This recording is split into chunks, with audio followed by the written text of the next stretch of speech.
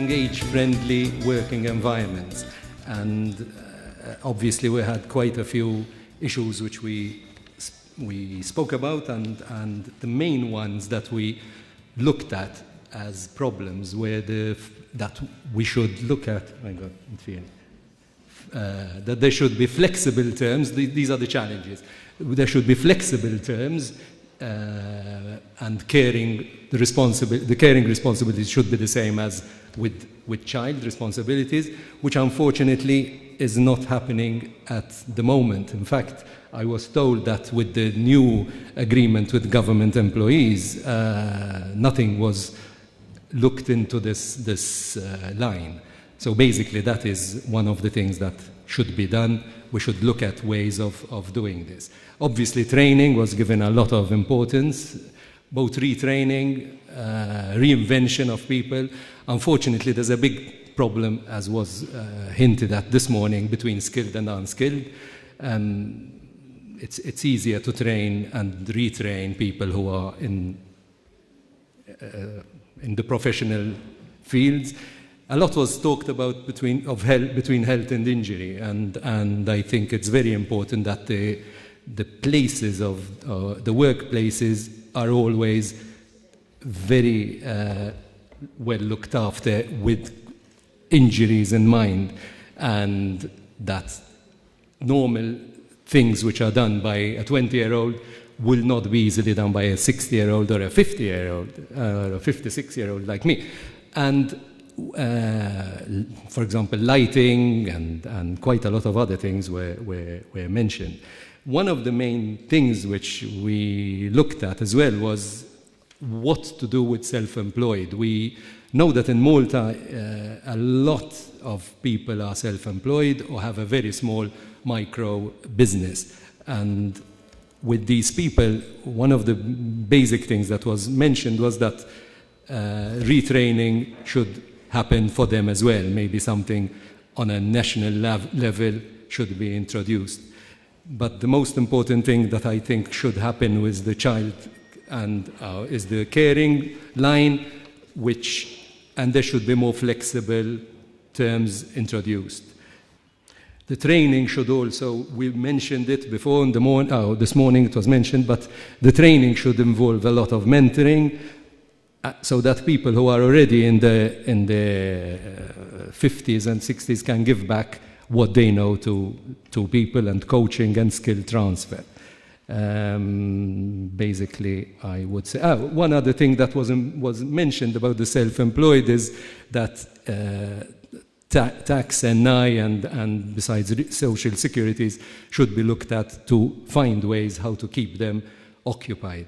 Basically, all this should lead to an interesting culture change, which should change us in looking at the way we look at people who are on the verge of retirement or retiring.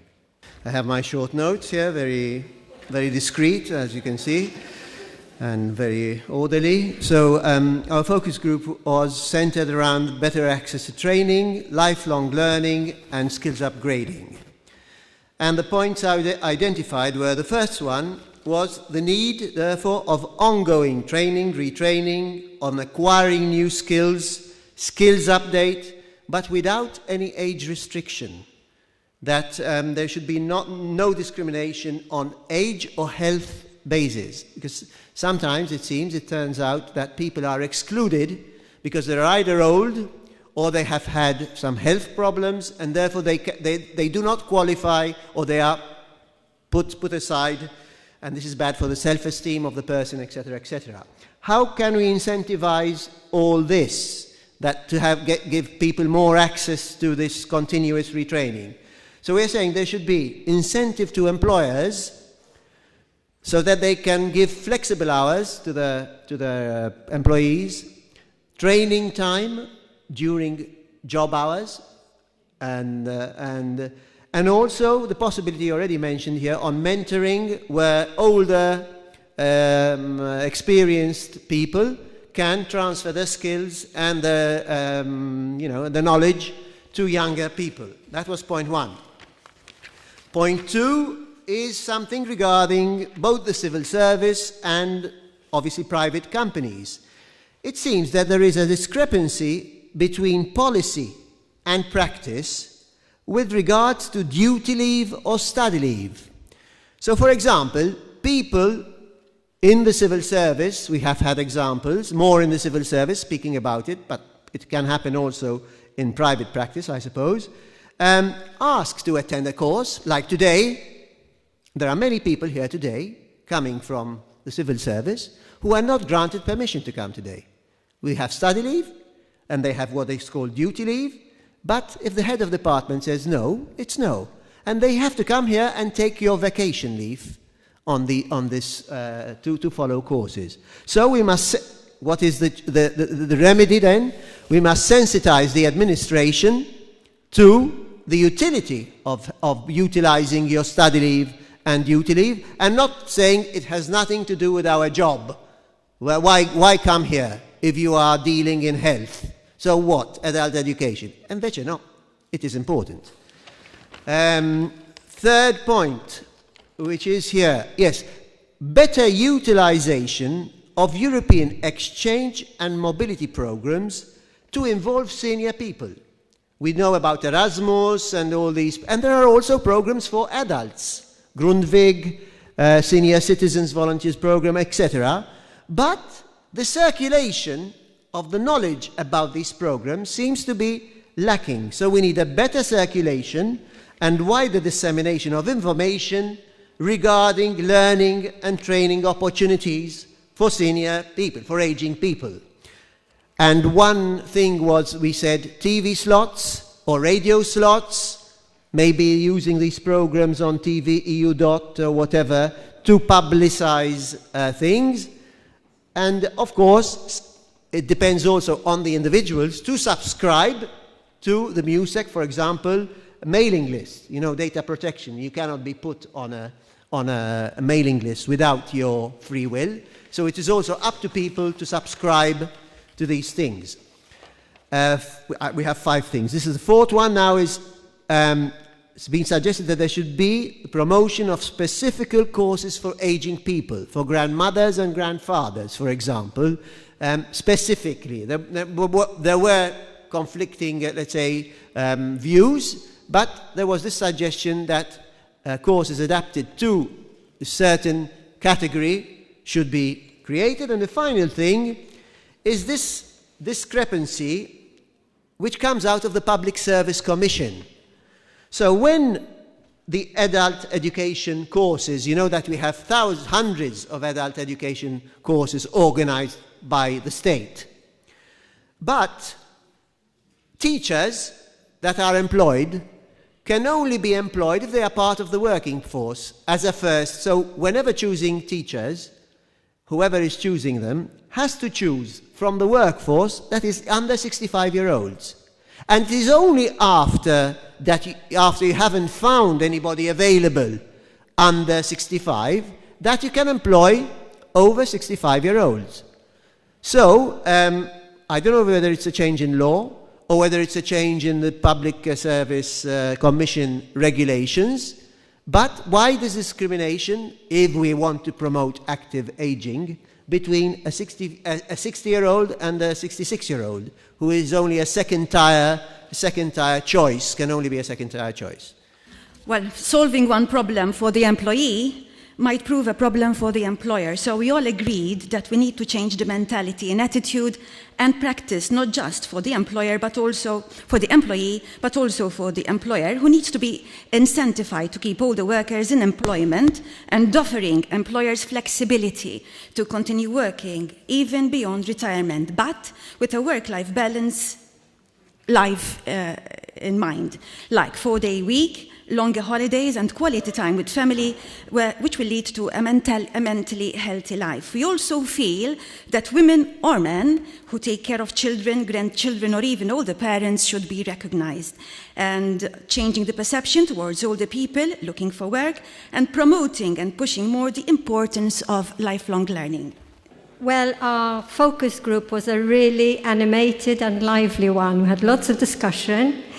And basically what we found as challenging was legislation, labour and equality legislation in particular, because of the 61-year age limit, which is restrictive at the moment. Also, we discussed that on the one hand, there's some ambiguity, because on the one hand, government is encouraging people to continue working, yet we still have this legislation which stops people working at 61 years of age. So the proposed action for that is change in legislation. And we also need actually something which we also discussed, is more breakdown on gender statistics to be able to change legislation, because at the moment our statistics on where women are, especially in retirement age, where they're in employment, are very vague. Another thing which provided a lot of discussion, especially between employers and employees, was the early retirement schemes.